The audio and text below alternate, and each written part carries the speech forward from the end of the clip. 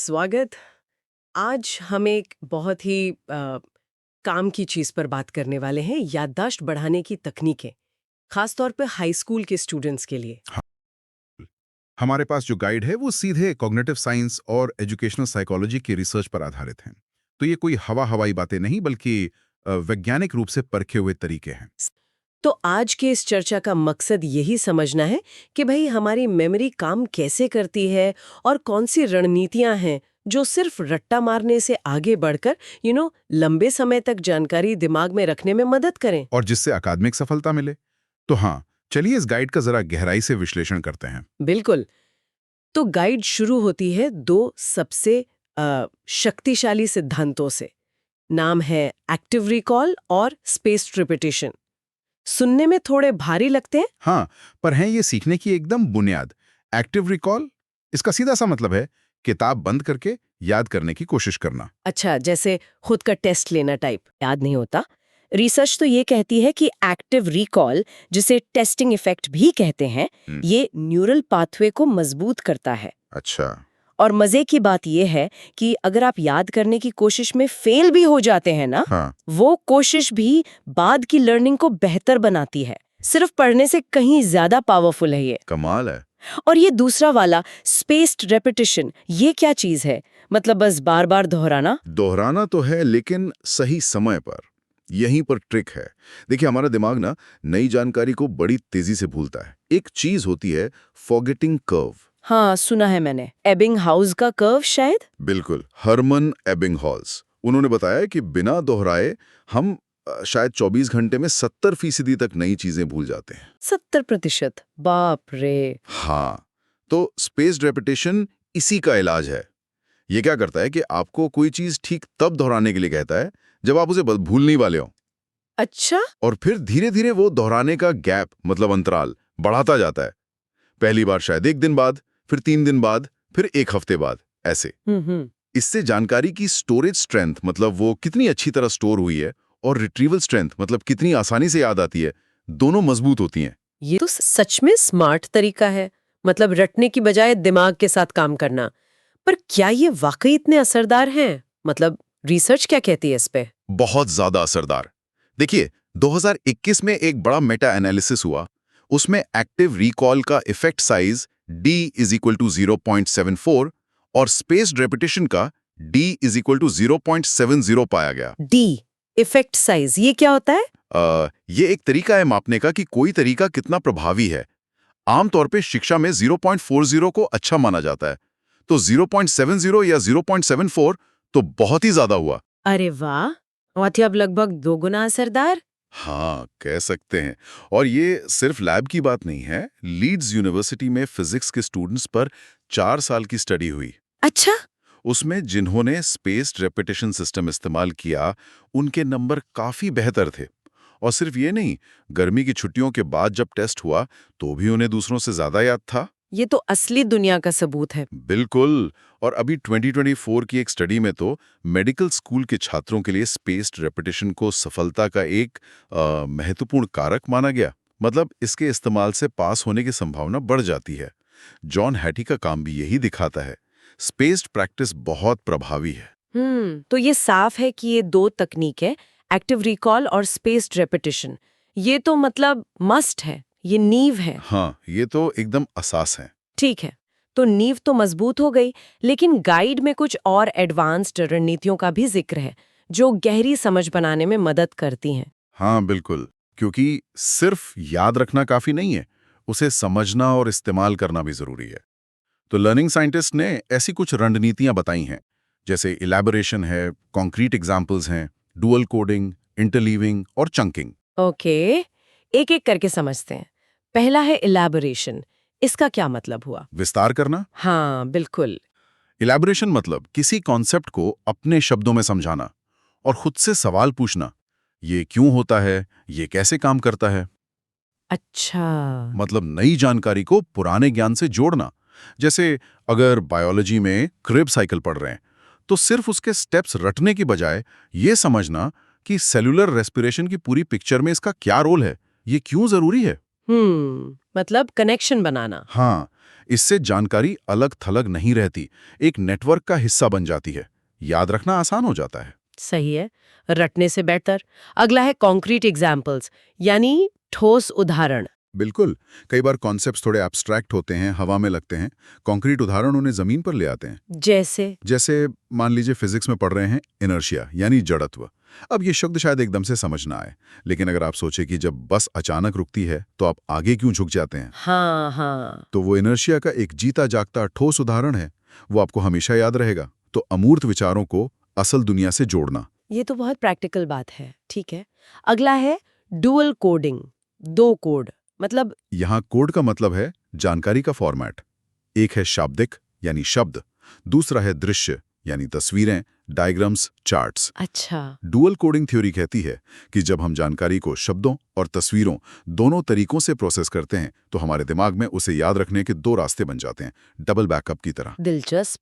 तो मतलब नोट्स बनाते समय सिर्फ लिखना नहीं बल्कि डायग्राम या माइंड मैप बनाना भी फायदेमंद है। बहुत फायदेमंद। जैसे इतिहास पढ़ते हुए किसी लड़ाई के बारे में पढ़ने के साथ साथ उसकी टाइमलाइन बना लेना या मुख्य जगहों का नक्शा देख लेना। वर्बल और विजुअल दोनों। समझ गए। अब आता है इंटरलीविंग। ये मुझे थोड़ा अजीब लगा था। मतलब एक ही साथ अलग अलग टॉपिक मिक्स करना। मुझे लगा था एक टाइम पर एक ही चीज पर फोकस करना चाहिए। हाँ, ये सुनने में थोड़ा उल्टा लगता है ना। इंटरलीविंग का मतलब है कि आप एक ही स्टडी सेशन में अलग अलग तरह की समस्याएं या कॉन्सेप्ट्स को मिक्स करें, बजाय इसके कि आप एक ही टॉपिक के 20 सवाल एक साथ करें। लेकिन इससे कंफ्यूजन नहीं बढ़ेगा, ज्यादा मुश्किल नहीं लगेगा। शुरुआत में मुश्किल जरूर लगता है, क्योंकि दिमाग को ज्यादा मेहनत करनी पड़ती है। उसे हर बार स्विच करना पड़ता है, पहचानना पड़ता है कि अच्छा अब ये किस टाइप का सवाल है, कौन सा फॉर्मूला लगेगा। लेकिन लंबे समय में यही मुश्किल कसरत सीखने को ज्यादा मजबूत बनाती है। इसे डिजायरेबल डिफिकल्टी कहते हैं। और ये असल जिंदगी के लिए भी बेहतर तैयारी है, क्योंकि रियल लाइफ में समस्याएं मिक्स होकर ही आती हैं। वाह, मतलब जो चीज मुश्किल लगे जरूरी नहीं कि वो बुरी हो, शायद वो सीखने के लिए अच्छी है। बिल्कुल। और आखिरी है चंकिंग। ये तो शायद हम सब करते हैं अनजाने में। जैसे फोन नंबर याद रखना 555, फिर 867, फिर 5309। हाँ, वही। हमारा दिमाग एक बार में बहुत सारी अलग अलग चीजें याद नहीं रख सकता, शायद 4 से 7 आइटम्स। तो चंकिंग में हम क्या करते हैं कि बड़ी जानकारी को छोटे छोटे सार्थक ग्रुप्स या चंक में तोड़ लेते हैं। अच्छा, फोन नंबर एक उदाहरण है, या जैसे केमिस्ट्री में पीरियोडिक टेबल है। इतने सारे एलिमेंट्स को एक साथ याद करना मुश्किल है, लेकिन अगर हम उन्हें ग्रुप्स में बांट लें, जैसे एल्कली मेटल्स, हैलोजेंस, उनके गुणों के आधार पर, तो वो सार्थक चंक बन जाते हैं और याद रखना आसान हो जाता है। सही है। तो ये सारी एडवांस्ड रणनीतियां, ये असल में जानकारी को सिर्फ रटने से आगे ले जाकर उसे समझने, कनेक्ट करने और इस्तेमाल करने लायक बनाती हैं। हाँ, ये असली गहरी लर्निंग के लिए जरूरी है। अब कुछ चीजें होती हैं जिन्हें याद रखना वाकई बड़ा सिरदर्द होता है, जैसे वोकैबुलरी लिस्ट हो गई या इतिहास की तारीखें, मुश्किल नाम, कोई फॉर्मूला। हाँ, बिल्कुल। इनके लिए क्या करें? गाइड में निमोनिक्स और विजुअलाइजेशन का जिक्र है। हाँ, निमोनिक्स खास तौर पे ऐसी चीजों के लिए ही बनी है। ये क्या है? ये याद रखने की ट्रिक्स हैं जो अक्षरों, नंबर्स, तस्वीरों या तुकबंदी का इस्तेमाल करके जानकारी को मजेदार या यादगार पैटर्न में बदल देती हैं। जैसे वो पेमडास वाला मैथ में। बिल्कुल। पेमडास एक एक्रोनिम है। Parenthesis, exponents, multiplication, division, addition, subtraction याद रखने के लिए। या फिर उसके लिए वो वाक्य बना लेते हैं, please excuse my dear aunt Sally. ये एक्रोस्टिक हो गया। ये बहुत कॉमन निमोनिक है। और वो मेमोरी पैलेस वाली तकनीक, वो तो बड़ी पुरानी बताई जाती है, मेथड ऑफ लोकी। हाँ, मेथड ऑफ लोकी या मेमोरी पैलेस। कहते हैं प्राचीन ग्रीस में साइमनाइड्स नाम के कवि ने इसे खोजा था। ये बहुत ही पावरफुल तकनीक है। इसमें करते क्या है? इसमें आप कोई जानी पहचानी जगह, जैसे अपना घर या स्कूल जाने का रास्ता, उसकी कल्पना करते हैं। फिर जिन चीज़ों को याद करना है, मान लीजिए शॉपिंग लिस्ट है, तो उस लिस्ट की हर चीज़ को उस रास्ते के अलग अलग लैंडमार्क पर मानसिक रूप से रख देते हैं। जैसे दरवाजे पर दूध, सीढ़ियों पर ब्रेड, खिड़की पर अंडे। अच्छा। फिर जब याद करना हो तो आप बस मन में उस रास्ते पर चलते हैं और देखते जाते हैं कि कहाँ क्या रखा था। अरे वाह, ये काम कैसे करता है? ये हमारे दिमाग की स्थानिक स्मृति यानी स्पेस और जगह याद रखने की जो क्षमता है, उसका इस्तेमाल करता है। हमें रास्ते और जगहें याद रखने में ज्यादा दिक्कत नहीं होती। ये तकनीक उसी क्षमता को किसी भी तरह की लिस्ट याद करने के लिए इस्तेमाल करती है। ये उससे थोड़ा ज्यादा है। विजुअलाइजेशन मतलब दिमाग की विजुअल प्रोसेसिंग पावर का इस्तेमाल करना। इसमें माइंड मैप बनाना आ सकता है या तथ्यों को लेकर एक कहानी गढ़ लेना। जैसे मान लीजिए आपको अफ्रीका के देशों के नाम और लोकेशन याद करनी है। आप उनके आकार या किसी खासियत को लेकर एक अजीब सी मजेदार कहानी बना सकते हैं। कहानी? हाँ, या जानकारी को किसी गाने की धुन पर सेट कर देना या तुकबंदी बना लेना। पॉइंट यह है कि जो चीज़ अजीब हो, अनोखी हो, फनी हो या इमोशनल हो, वो सादे टेक्स्ट ज़्यादा आसानी से याद रहती है। अच्छा। सामान्य विजुअलाइजेशन में आप कॉन्सेप्ट्स की क्लियर मानसिक छवियां बनाते हैं। जैसे दिमाग का कौन सा हिस्सा क्या करता है, ये याद रखने के लिए आप उसकी एक फनी सी इमेज सोच सकते हैं। और सबसे ज़रूरी बात ये तब सबसे अच्छा काम करता है जब आप अपनी खुद की विजुअलाइजेशन बनाते हैं, जो आपके लिए मायने रखती हो। सही बात है, अपनी बनाई चीज ज्यादा याद रहती है। अच्छा, ये सब तकनीकें तो बहुत अच्छी हैं, लेकिन इन्हें रोजमर्रा की पढ़ाई में शामिल कैसे करें, खासकर हाई स्कूल के बिजी शेड्यूल में? गाइड कहता है कि लास्ट मिनट रटने से अच्छा है रोज थोड़ा थोड़ा। हाँ, वो जो क्रैमिंग होती है ना, परीक्षा से एक रात पहले सब कुछ रटने की कोशिश, वो लॉन्ग टर्म के लिए बिल्कुल बेकार है। शायद शॉर्ट टर्म में कुछ याद रह जाए पर टिकता नहीं। सही। रिसर्च साफ कहती है कि रोजाना बस 10-15 मिनट की समीक्षा मतलब रिव्यू करना सीखने को मजबूत करने और भूलने से रोकने में बहुत बहुत प्रभावी है। ये घंटों की लास्ट मिनट पढ़ाई से कहीं बेहतर है। सिर्फ 10-15 मिनट रोज? हाँ, और एक और मजेदार बात, अगर आप पढ़ने की जगह और समय बदलते रहें तो वो भी इनकोडिंग को बेहतर बनाता है। मतलब जानकारी दिमाग में ज्यादा मजबूती से बैठती है। अच्छा, तो रोज के रूटीन में क्या शामिल होना चाहिए? एक अच्छे रूटीन में हो सकता है कि आप रोज क्लास के नोट्स को देखें, लेकिन सिर्फ पढ़ें नहीं। एक्टिव रिकॉल इस्तेमाल करें, खुद से सवाल पूछें या छोटे छोटे फ्लैश कार्ड बना लें। और साथ में स्पेस्ड रेपिटेशन के हिसाब से पुरानी चीजों पर भी नजर डालते रहें, जो चीजें कुछ दिन या हफ्ते पहले पढ़ी थी। ठीक है। अब आजकल तो सब डिजिटल है, क्या टेक्नोलॉजी इसमें कुछ मदद कर सकती है? बिल्कुल। खासकर स्पेस्ड रेपिटेशन को मैनेज करने में डिजिटल टूल्स बहुत काम आ सकते हैं, क्योंकि खुद से ये ट्रैक रखना कि कौन सी चीज कब दोहरानी है वो थोड़ा मुश्किल हो सकता है। हाँ, वो तो है। तो एंकी, क्विजलेट और रेमनोट जैसे कई ऐप्स हैं जो spaced repetition system SRS algorithm का इस्तेमाल करते हैं। वो आपके लिए काम आसान कर देते हैं। ये एसआरएस एल्गोरिदम क्या करता है? ये आपके जवाबों के आधार पर तय करता है कि आपको कौन सा फ्लैश कार्ड कब दिखाया जाए। अगर आप सही जवाब देते हैं तो वो कार्ड आपको देर से दिखेगा, अगर गलत देते हैं तो जल्दी दिखेगा। अच्छा, ये तो पर्सनलाइज्ड हो गया। हाँ बिल्कुल। और कई ऐप्स में आप तस्वीरें, आवाज वगैरह भी जोड़ सकते हैं, जो डुअल कोडिंग में मदद करता है। लेकिन क्या इन ऐप्स पर पूरी तरह निर्भर हो जाना चाहिए? नहीं, ये बहुत जरूरी बात है। ये ऐप सिर्फ एक टूल हैं, एक सहायक। असली काम यानी याद करने की दिमागी मेहनत वो तो स्टूडेंट को ही करनी पड़ेगी। एक्टिव रिकॉल तो खुद ही करना है। ऐप सिर्फ उसे ऑर्गेनाइज और शेड्यूल करने में मदद करता है। समझ गए। और क्या पुराने तरीके जैसे हाथ से नोट्स बनाना, इनकी भी कोई वैल्यू है? हाँ बिल्कुल है। कुछ रिसर्च कहती है कि हाथ से लिखने में दिमाग ज्यादा एंगेज होता है टाइपिंग के मुकाबले, और ये सीखने में मदद कर सकता है। खासकर अगर आप कॉर्नल नोट टेकिंग जैसे तरीके इस्तेमाल करें जो बाद में एक्टिव रिकॉल को आसान बनाते हैं। या क्लास से पहले ही लेक्चर के नोट्स का एक ढांचा बना लेना, ये सब जानकारी को ऑर्गेनाइज करने में मदद करते हैं। देखिए, जरूरी है निरंतरता और अपने लिए एक ऐसा रूटीन ढूंढना जो काम करे। ठीक है, तो तकनीकें हो गई, रूटीन हो गया, लेकिन गाइड में एक और बहुत जरूरी चीज पर जोर है, मेटाकॉग्निशन, यानी अपनी सोच के बारे में सोचना।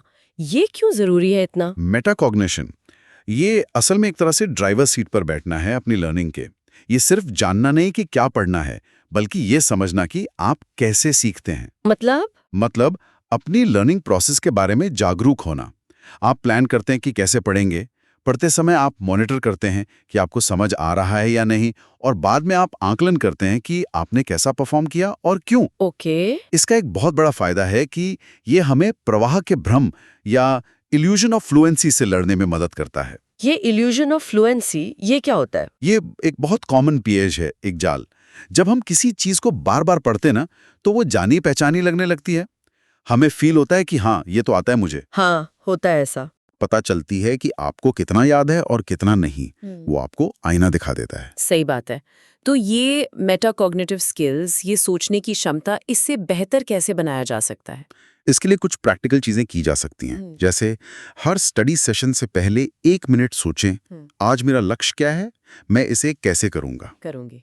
और सेशन के बाद 1 मिनट सोचें, क्या काम किया क्या नहीं, अगली बार क्या अलग करूंगी। इसे रैपर्स कहते हैं। अच्छा, रैपर्स। हाँ, खुद से सवाल पूछना, मुझे ये कितना समझ आया, क्या मैं ये किसी और को समझा सकती हूँ, ये भी मेटाकॉग्निशन है। और हाँ, परीक्षा के बाद अपनी गलतियों को सिर्फ देखना नहीं, बल्कि ये समझना कि गलती क्यों हुई। क्या कॉन्सेप्ट क्लियर नहीं था, क्या सिली मिस्टेक थी, क्या टाइम मैनेजमेंट गड़बड़ था। ये एनालिसिस बहुत जरूरी है। ये तो अपनी लर्निंग का पोस्टमार्टम करने जैसा हुआ। और इसमें माइंडसेट यानी मानसिकता का क्या रोल है? गाइड में ग्रोथ माइंडसेट की बात है। ग्रोथ माइंडसेट, ये सोच कि हमारी काबिलियत और बुद्धिमानी फिक्स्ड नहीं है, पत्थर की लकीर नहीं है, बल्कि हम मेहनत और सही रणनीतियों से इसे बढ़ा सकते हैं, डेवलप कर सकते हैं। अच्छा। ये प्रभावी सीखने से बहुत गहराई से जुड़ा है। डॉक्टर मार्क मैकडैनियल कहते हैं कि जब स्टूडेंट्स एक्टिव रिकॉल जैसी असरदार रणनीतियां इस्तेमाल करते हैं और उन्हें सफलता मिलती है, हाँ। तो उन्हें लगता है कि हाँ, मैं सीख सकती हूँ, मैं स्मार्ट हूँ। इससे उनका आत्मविश्वास बढ़ता है और सीखने का मन करता है। इसे सकारात्मक लर्निंग आइडेंटिटी कहते हैं। और अगर वो असरदार तरीके इस्तेमाल ना करें तो अक्सर नतीजे अच्छे नहीं आते। फिर छात्र सोचने लगते हैं कि शायद मैं सब्जेक्ट में अच्छी हुई नहीं है, या मेरा दिमाग ही तेज नहीं है। ये फिक्स्ड माइंडसेट है, और फिर वो कोशिश करना कम कर देते हैं। बाप रे, मतलब सही तकनीक न सिर्फ याददाश्त सुधारती है, बल्कि ये भी सिखाती है कि हम सीख सकते हैं, पूरा नजरिया बदल सकती है। बिल्कुल, ये बहुत गहरा कनेक्शन है। चलिए अब इस गाइड के आखिरी हिस्से पर आते हैं, जो एक होलिस्टिक अप्रोच, एक समग्र दृष्टिकोण की बात करता है। मतलब सिर्फ पढ़ने की तकनीकें ही नहीं, बल्कि हमारी पूरी लाइफस्टाइल। हाँ, क्योंकि हमारी याददाश्त और सीखने की क्षमता सिर्फ इस पर निर्भर नहीं करती कि हम पढ़ते कैसे हैं, बल्कि इस पर भी कि हम जीते कैसे हैं। और इसमें शायद सबसे सबसे जरूरी चीज है नींद। नींद? पर पढ़ने के लिए तो जागना पड़ता है। हाँ, पढ़ने के लिए जागना पड़ता है, पर सीखी हुई चीज को दिमाग में पक्का करने के लिए सोना पड़ता है। नींद के दौरान, खासकर जो गहरी नींद होती है, हमारा दिमाग दिन भर की मेमोरीज को कंसोलिडेट करता है, मतलब उन्हें मजबूत करके लॉन्ग टर्म मेमोरी में भेजता है। अच्छा, ये नींद में होता है? हाँ, हाई स्कूल के स्टूडेंट्स के लिए रात में कम से कम 8 से 9 घंटे की नींद बहुत बहुत जरूरी है। 2024 के एक स्टडी में तो मेडिकल एंट्रेंस एग्जाम में सफलता के लिए लंबी नींद की अवधि को एक जरूरी फैक्टर पाया गया। और क्या सोने से ठीक पहले पढ़ना फायदेमंद है, जैसा कुछ लोग कहते हैं? हाँ, कुछ एविडेंस हैं कि सोने से ठीक पहले रिव्यू की गई जानकारी का कंसोलिडेशन बेहतर हो सकता है। तो हल्की सी रिवीजन सोने से पहले शायद मदद करे। ओके। और व्यायाम का क्या? खेलने कूदने से भी याददाश्त तेज होती है? बिल्कुल, रेगुलर फिजिकल एक्टिविटी से ब्रेन में ब्लड फ्लो बढ़ता है, नए न्यूरॉन्स बनने में मदद मिलती है। अच्छा। और ध्यान, मेमोरी जैसे कॉग्निटिव फंक्शंस बेहतर होते हैं। एक फ्रेंच मेडिकल स्कूल की स्टडी में पाया गया कि हफ्ते में स्पोर्ट्स खेलना भी एग्जाम सक्सेस से जुड़ा था। तो तन की सेहत मन की सेहत के लिए जरूरी है। और पढ़ने का माहौल, आसपास का डिस्ट्रैक्शन वगैरह? हाँ, वो भी मायने रखता है। लंबे समय तक लगातार पढ़ने से फोकस कम होता है, तो बीच बीच में छोटे ब्रेक लेना जरूरी है। पोमोडोरो तकनीक इसी पर आधारित है। 25 मिनट काम, 5 मिनट ब्रेक। हाँ, मैंने सुना है इसके बारे में। और डिस्ट्रैक्शंस, उन्हें तो कम करना ही होगा। फोन को दूर रखना, नोटिफिकेशंस बंद करना, वेबसाइट ब्लॉकर्स यूज करना, यह सब। एक और तरीका है डिस्ट्रैक्शन पैड रखना। जब पढ़ते हुए कोई फालतू का विचार आए, उसे उस पैड पर लिख दो और कहो कि बाद में देखूंगी। ये अच्छा आइडिया है। और पढ़ने की जगह बदलने वाली बात। हाँ, अगर आप हमेशा एक ही जगह पढ़ते हैं तो आपकी मेमोरी उस जगह से जुड़ सकती है। जगह बदलने से ये निर्भरता कम होती है और आप कहीं भी उस जानकारी को याद कर पाते हैं। सही है। तो आज की इस पूरी चर्चा का सार निकालें तो हमने हाई स्कूल के छात्रों के लिए याददाश्त बढ़ाने की कई सारी पावरफुल साइंस बेस्ड रणनीतियों पर बात की। हाँ, एक्टिव रिकॉल और स्पेस्ड रेपिटेशन की बुनियाद से शुरू करके इलैबोरेशन, डुअल कोडिंग, इंटरलीविंग जैसी एडवांस्ड तकनीकों तक हमने निमोनिक्स और विजुअलाइजेशन की क्रिएटिव इस्तेमाल देखे, एक रेगुलर स्टडी रूटीन बनाने की अहमियत समझी, डिजिटल टूल्स का कैसे फायदा उठाएं ये जाना। और मेटाकॉग्निशन यानी अपनी लर्निंग को मॉनिटर और बेहतर बनाने की बात की। और हाँ, ये नहीं भूलना चाहिए कि अच्छी नींद, एक्सरसाइज और एक फोकस वाला माहौल भी उतना ही जरूरी है। ये सब तरीके सिर्फ रटने से कहीं आगे जाते हैं, ये गहरी समझ और टिकाऊ याददाश्त बनाने में मदद करते हैं। बिल्कुल। और अंत में श्रोताओं के लिए एक विचार छोड़ जाते हैं। अब जब इतनी सारी तकनीकों के बारे में पता चल गया है, तो सवाल ये है कि कोई अपनी व्यक्तिगत जरूरत और स्टाइल के हिसाब से इन्हें कैसे अपना सकता है। तकनीक किस सब्जेक्ट या किस तरह की जानकारी के लिए सबसे फिट बैठती है, इस पर खुद सोचना, प्रयोग करना, यही एक रणनीतिक और सफल लर्नर बनने की दिशा में अगला कदम है।